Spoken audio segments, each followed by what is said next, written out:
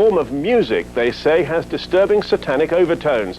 It's called black metal music and encourages devil worship and the desecration of churches.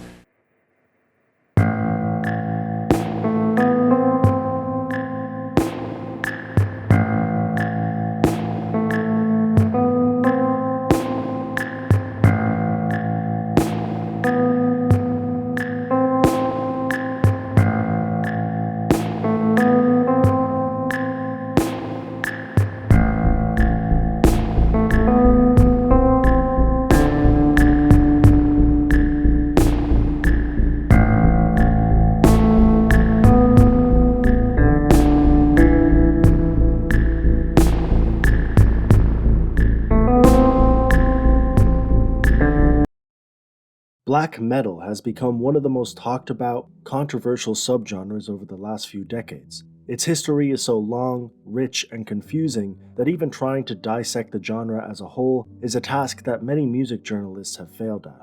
But there is one man that has so many ties to the genre, and such an influence on the music that merely talking about him and the band he was a part of is a crash course into the history of black metal itself. This man was Eysteinn Aarseth, otherwise known as Euronymous.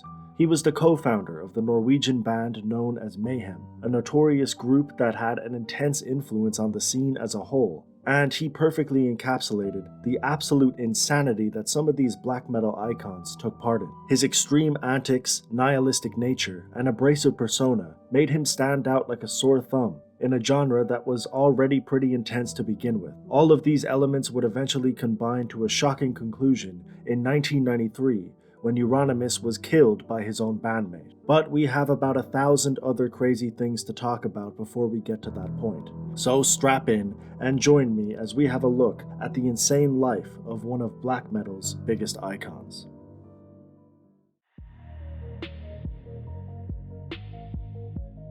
On the 22nd of March 1968, Eysteinn Aarseth was born in Egersund, Norway, a small town in the south that had actually been broken up and divided 3 years prior, meaning that the population of the town he grew up in was only around 3,700 people. Very little is known about his childhood, as is the case with many black metal musicians, but what is known is that Aarseth rebelled from the conventional norms of his small town from an early age, and he was inspired by other metal bands, like many of his contemporaries. One of these bands was an English group known as Venom, based in Newcastle. Venom was also trying to escape from the conventional norms that they felt trapped in, but instead of breaking away from society, they were actually trying to break away from metal itself. They wanted to take everything up a notch, from their sound to their imagery, and that's exactly what they did on their sophomore album, released in 1982, which was actually called Black Metal. It was an 11-track album that was filled with satanic imagery, shocking lyrics, and louder, more extreme production that would prove to be hugely influential to thrash metal, extreme metal, and of course, black metal, even lending the name to the genre. A 22-year-old Euronymous, desperate to rebel and do something similar, would be hugely influenced by this album and would cite it as one of his main inspirations for starting his own band with some friends in 1984. This band was called Mayhem, which was derived from a Venom song titled Mayhem with Mercy, and it was started by drummer Shekel Monheim, who simply called himself by his second name, bassist Jorn Stubberud, otherwise known as Necro Butcher, and Eysteinn, who played the guitar, and originally called himself Destructor, but later changed his name to Euronymous. These three would have a rocky few years at the beginning, with a number of different vocalists that would make some of their earlier releases inconsistent but interesting nonetheless. They would attract a small but loyal underground following and perform at some local venues, but the most important thing they did was build the foundation for what Mayhem were to become. It was only a matter of time before everybody in Norway was talking about Mayhem and black metal in general, although this wasn't necessarily a good thing.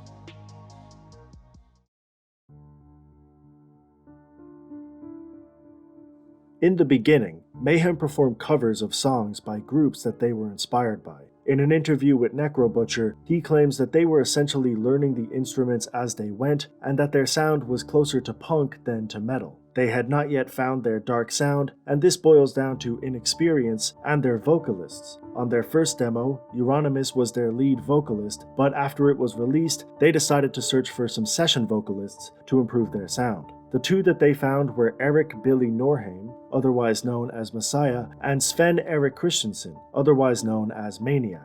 Norheim practiced with them multiple times, but only played one show with them in 1985 before eventually quitting to focus on other musical endeavors. Maniac, on the other hand, stayed with the band for a few years and was their lead vocalist when they recorded their first EP in 1987, known as Death Crush. This 7-track project definitely had darker undertones than most metal records at the time, but it was only a glimpse into the shocking music that Mayhem were truly capable of making. While some of their lyrics were dark and satanic, the instrumentation was a bit less abrasive and the imagery was a bit more low-key and toned down, but the EP was still very raw. In the book known as Black Metal: Evolution of the Cult by Dale Peterson, Monheim stated that the sound technician they worked with had never recorded music that was this heavy and basically didn't know how to record it properly. This also meant that the music was not mixed and that nothing was overdubbed. Today, this would be a cardinal sin in the world of music, but in this case, it actually helped the record sound more raw and authentic, and it made for a pretty decent death metal EP that sold around 1,000 copies in Norway. Still, despite their sound being dark and controversial, they hadn't pushed the envelope enough and still hadn't developed into the full-on black metal band they were to become. Before that would happen, significant changes would be made to Mayhem's lineup. In 1988, Monheim left the band and was replaced by Jan Axel Blomberg, otherwise known as Hellhammer. Maniac, who had established himself as a competent vocalist on Death Crush, would also leave the band, and his replacement would help change the direction of Mayhem and black metal forever.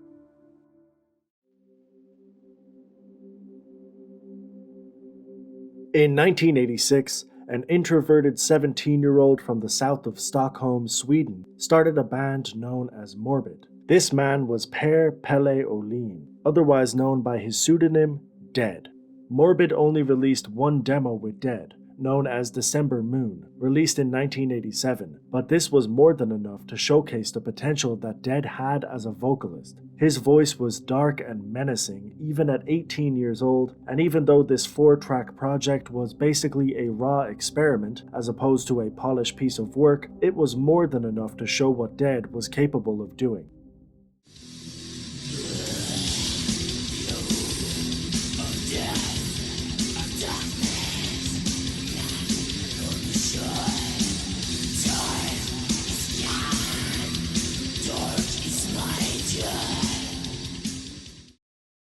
After this demo was released, Olin felt as if Morbid weren't going anywhere, and he wanted to be a part of something bigger and more established. His answer was Mayhem. According to Necrobutcher, Dead sent him a package that contained the Morbid demo, a letter containing his plans for the future, and a decomposing rat. Obviously this was bizarre, but the demo was definitely good enough. They invited him to join the group, and in 1988, Dead moved to Norway and replaced Maniac as the lead vocalist of Mayhem. It didn't take long for the band members to realize how strange Dead truly was. They would reflect on this years later in interviews. I'm not sure I knew Pelle, the other Pelle. Dead Pelle we knew very well, and I guess the whole world, which are interested in Mayhem or in black metal in general, they know the image of Dead in Mayhem and his lyrics and what he stood for. But the private Pelle was a strange guy. The first time I met him, I got angry because I'm a kind of light-minded. I'm enjoying life. He did not, really did not. He was kind of depressed. I do think that the real Pelle was a great part of Dead, the figure Dead. I do think that, but not in the extreme way. But that was something he just dressed up and became. But he was also that on a regular daily basis. He slept with dead birds under his bed because he wanted to smell death. And it was an image. He was depressed. He was looking for death.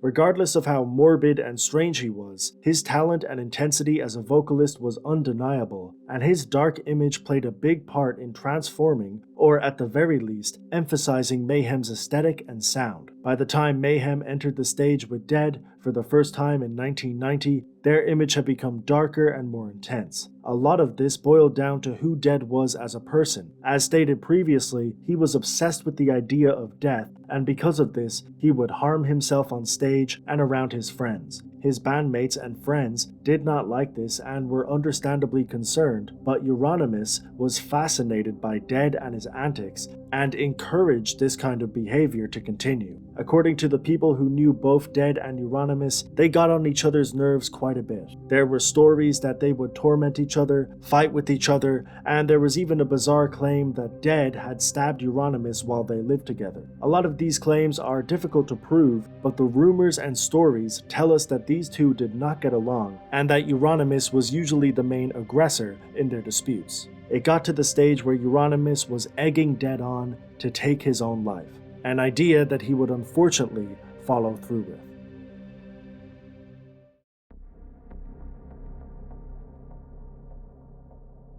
In 1991, Dead, Euronymous, and Hellhammer were living near the small village of Krokstad in a rural house that was in the woods. As previously mentioned, Euronymous and Dead were getting on each other's nerves, and this home was becoming a difficult environment to live in. Hellhammer stated that Dead just sat in his room and became more and more depressed. On the 8th of April 1991, Dead was left alone in the house and decided to take his own life, leaving behind a bizarre note that said, "Excuse the blood." The note also contained some bizarre statements from a man who was clearly in need of some help. These included statements like, "I belong in the woods, and I've always done so. No one will understand the reason for this anyway. To give some semblance of an explanation, I'm not a human. This is just a dream, and soon I will awake." He was only 22 years of age. Euronymous was the first one to come home and find him, and his reaction was bizarre. As stated earlier, he was obsessed with how dark and morbid Dead was, and to come home and find out that he had taken his own life was actually a pleasant surprise for Euronymous. So much so that before calling the authorities, he went to a local shop and purchased a disposable camera that he used to take pictures of Dead's body. He also allegedly took some of his bones and made necklaces out of them, a story that the band has since confirmed to be true. The next day, Euronymous called Necro Butcher and informed him of Pelle's death. In an interview with The Guardian in 2005, he explained what it was like to get the news. "Astein called me up the next day and says, 'Dead has done something really cool. He killed himself.' I thought, have you lost it? What do you mean cool?" He says, "Relax, I have photos of everything. I was in shock and grief. He was just thinking how to exploit it. So I told him, okay, don't even call me before you destroy those pictures." Euronymous claimed that he would get rid of the pictures, but he never did, and Necro Butcher ended up leaving Mayhem because of this. This meant that half of Mayhem were now gone, and it seemed as if the band would naturally fade away, but Euronymous had other plans, and if anything, he was only getting started. In his eyes, the death of Pelle was a positive turning point for both Mayhem and black metal. He started to go on a crusade to preach the importance of black metal and what it meant to be a part of this genre, using the death of his former bandmate to his advantage and claiming that Dead took his own life because black metal had become too trendy and commercial. Now, it should be noted that Dead was definitely critical of certain artists, and he believed that bandwagoners were a very real thing in the metal community, but while he opposed trends, he didn't necessarily oppose the idea of Mayhem or other black metal bands becoming commercially successful. In 2016, a former pen pal of Dead, who had direct correspondence with him, released a collection of letters that he had sent to him while he was alive. These letters were pretty revealing, and we learn a lot about Dead by reading them, but one thing is for sure, he was very focused on the sales and success of Mayhem. Like any passionate musician, he wanted his music to do well, and he constantly referenced his distribution plans, the sales figures that Mayhem were achieving, and other black metal bands that were doing well at the time. The reason I'm making this point is that Euronymous wanted people to believe that Dead took his own life because black metal was becoming too successful, and that simply wasn't true. It pretty much goes without saying, but Euronymous used Dead's passing to further his own agenda and emphasize his own elitism. He was able to convince people that black metal was something worth dying for, and he now had an actual martyr to go along with his story. And it worked. With his newfound notoriety, Euronymous opened up a record store in the summer of 1991 known as Helvete, or Hell in English. He also used this store as the headquarters for his record label, Death Like Silence Productions, which was relatively inactive before Helvete opened up, but it was now ready to fully embrace and support the black metal revival. The store also served as a location where like-minded musicians could meet, which helped Euronymous revive Mayhem from the ashes by finding suitable replacements. By 1992, they had a full lineup again, and they were ready to resume recording. Snore Rush, otherwise known as Blackthorn, joined as a guitarist, and Attila Chihara became their new lead vocalist. They still needed a bassist, however, and unfortunately for Euronymous and for Mayhem, the person they chose for that spot would not only play for the band, but would also help set off a chain of events that would destroy the band.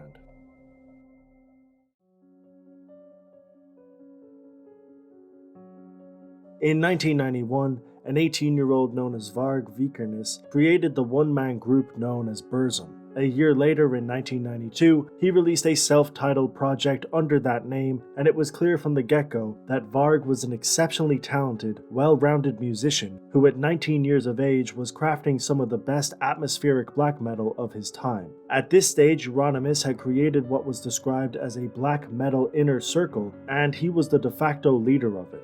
It was a small clique of musicians, and in Euronymous' case, it was a great way to source potential talent for Mayhem, and Varg, being one of the most talented young musicians in the scene, was a perfect fit for the band. He joined as a bassist in 1992. Euronymous was more powerful than ever. His band, his label, his store, and his inner circle were all working in his favor. He had essentially created a well-oiled machine that was especially designed for him, and because of this, he started to make a list of rules and regulations that you had to follow in order to be a real member of the scene. The main rule was that you had to be a Satanist. He didn't even care about what kind of metal you were making. As long as you practiced actual Satanism, he considered you a part of the black metal scene. He said, "If a band cultivates and worships Satan, it's black metal. In a way, it can be ordinary heavy metal or just noise. What's important is that it's satanic. That's what makes it black metal." Another strange rule he had was that his listeners had to be deemed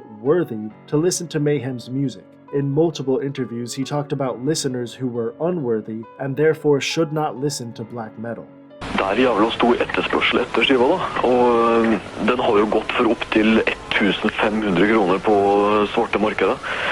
Og vi mener at den gangen den skiva kom ut, så var det kanskje en 20-30 mann som fikk tak i plata, som fortjente å eie den. Og resten av de som fikk tak i den en hel haug med idioter. This kind of elitism gave the genre an alluring but exclusive energy that added to the already insane image that black metal had, but probably did more harm than good and stopped potential fans from enjoying these artists' work. However, a lot of people were willing to follow these guidelines, and it did nothing but add to the cult leader-like status that Euronymous had created. He was on top of the totem pole, and his ego was at an all-time high. Understandably, tensions started to rise and Euronymous' image became a confusing one, with some people thinking that he was a god, while others believed that he was an egomaniac on a power trip. Many members of the black metal community started to criticize his way of thinking. One of these critics was Varg, who still worked and associated with Euronymous, but that did not stop a power struggle from brewing. It's widely believed and reported that Varg wanted the power that Euronymous had, but with him owning the store, the band, and the label, the cards were all in his hands. Whether this power struggle theory is true or not, it was fueled by an insane chain of events that would ultimately lead to a murder.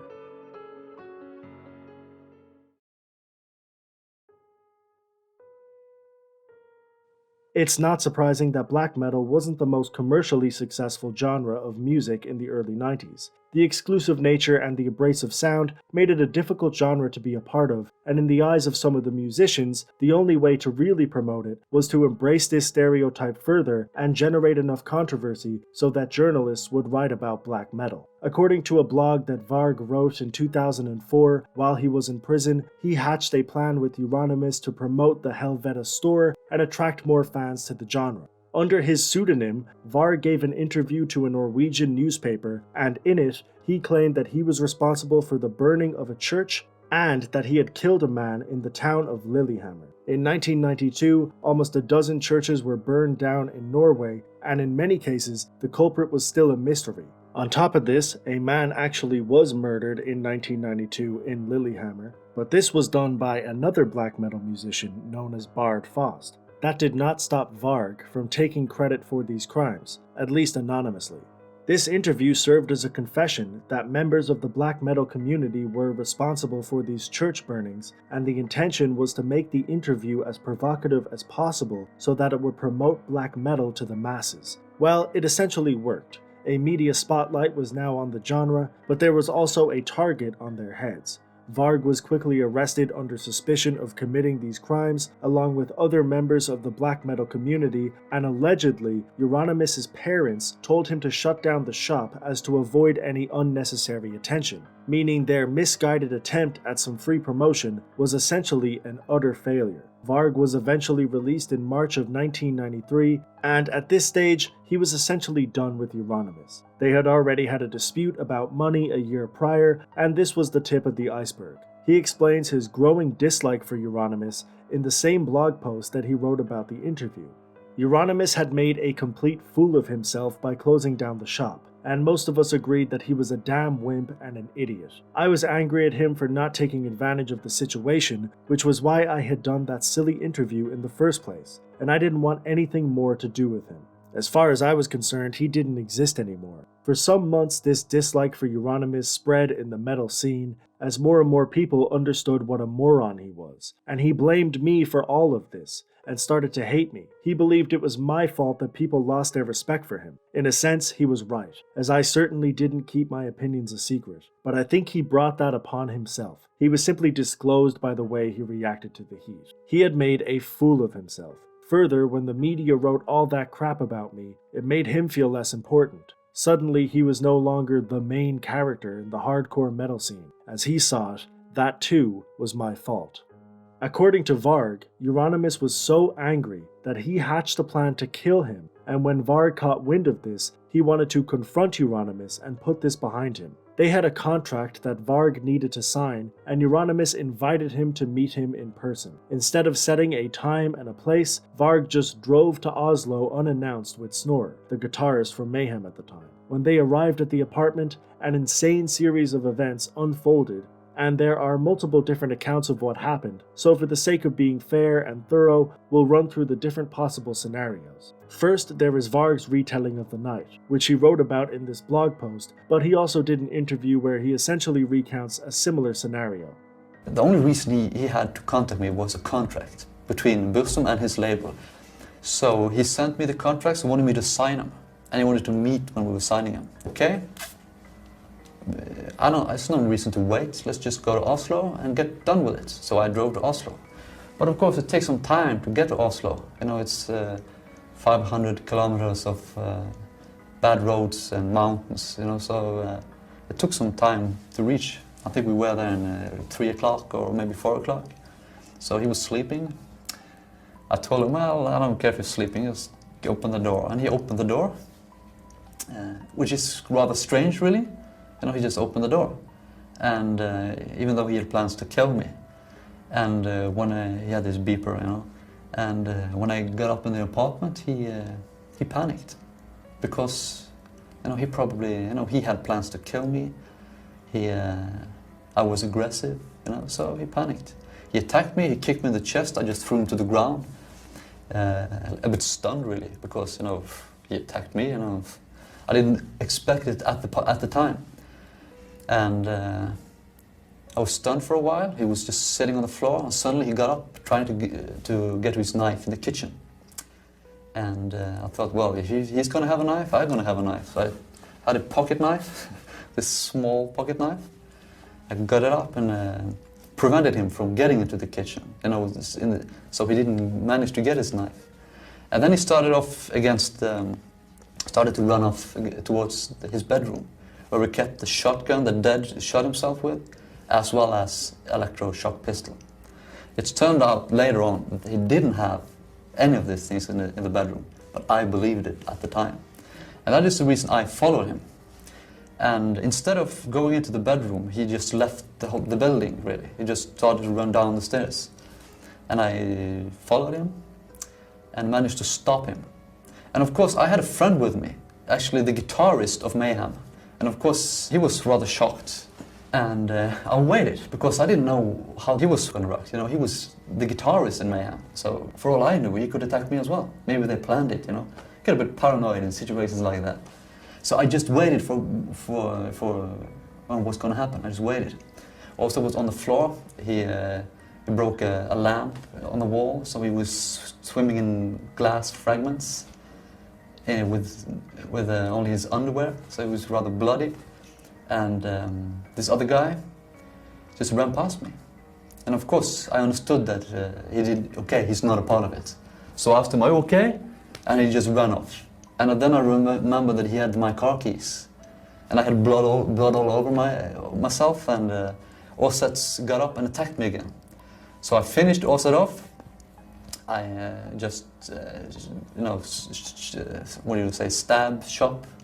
stabbed him in the skull, so he died immediately. And I followed the other guy.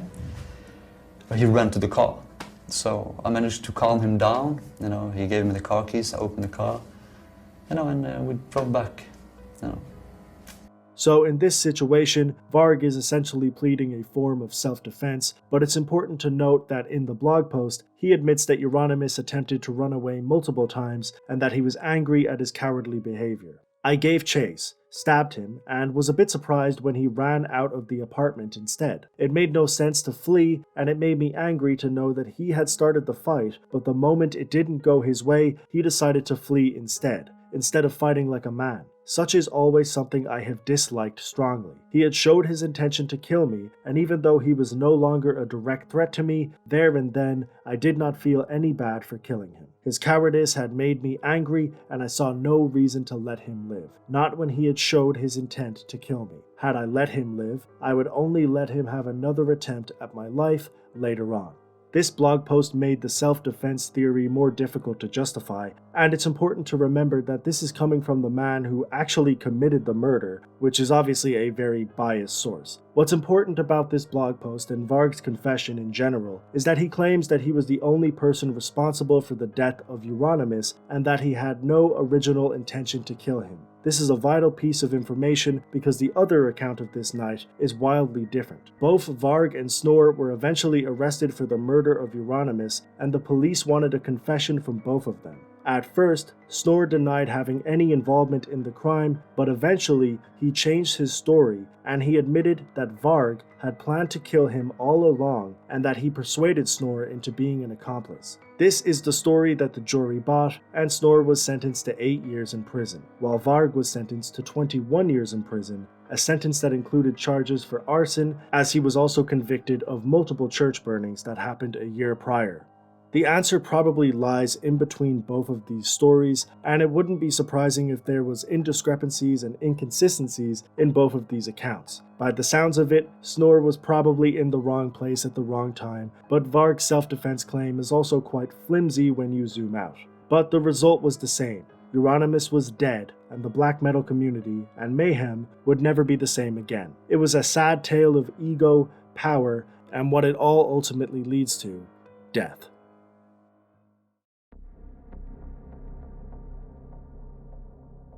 At this stage, I'm sure you're asking yourself why we haven't talked about actual music for almost 20 minutes. And the answer to that is there was barely any Mayhem music to talk about. Throughout all of this carnage and all of this bloodshed, Mayhem hadn't released an official studio album. They had some demos, recorded rehearsals, and live shows, but it wouldn't be until 1994, a year after Euronymous was buried, that Necrobutcher and Hellhammer came together to finally release their first album.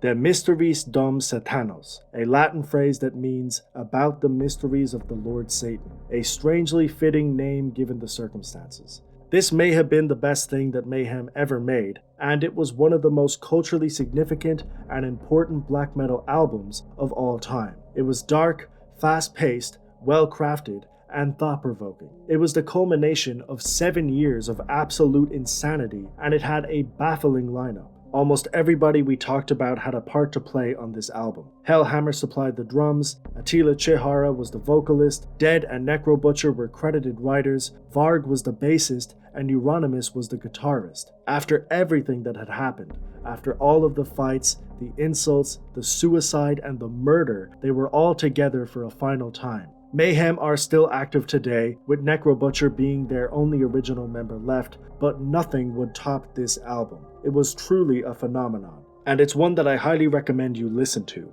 A group of men in their early 20s had changed the landscape of metal forever, but lives were ruined and destroyed in the process. A sacrifice that I'm sure most of them were unhappy with, but some of them probably didn't mind.